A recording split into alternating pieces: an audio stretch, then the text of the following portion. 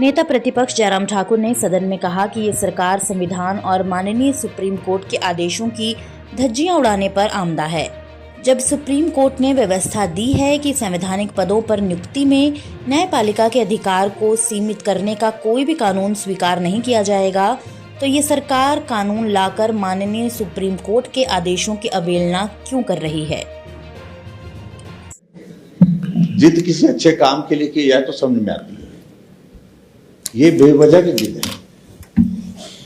मैं बड़ी सीधी सी बात कर रहा हूँ। रणधीर जी ने जो रेफर की बात, हमारे जम्वाल जी ने जो बात की, क्या होगा इसमें अल्टीमेटली जब चीफ सेक्रेटरी के पद पर आदमी पहुंचता है तो उसके पास रिटायरमेंट के बहुत नजदीक वो उसके बाद आगे का भविष्य सोचता है और वो अधिकार है उसका।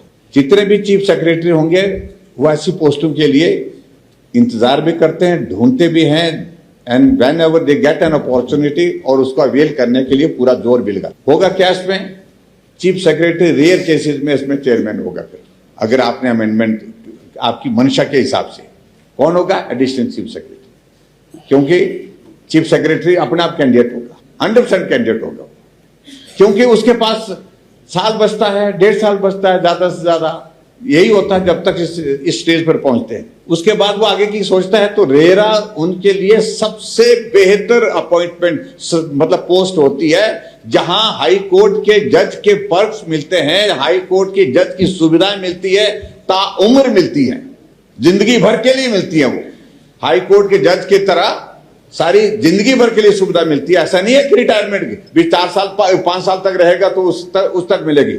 जब तक रहेगा हाई कोर्ट के जो पक्ष हैं, हाई कोर्ट की जो सुविधाएं हैं, जो क्या बोलते हैं उनके साथ वो लगता है अर्दली, क्या अर्दली चीफ जस्टिस जो लगता है, चीफ जस्टिस एंड जजेस के साथ, हाँ, जो लगते हैं high class 4 employees, they are entitled for, तो वैसा उनके साथ भी है प्रावधान। तो इसलिए कोई नहीं छोड़ेगा। 1 साल की भी अगर चीफ सेक्रेटरी की पोस्ट रहती, मतलब उसकी रिटायरमेंट रहती है, वो भी भरेगा रेरा के लिए।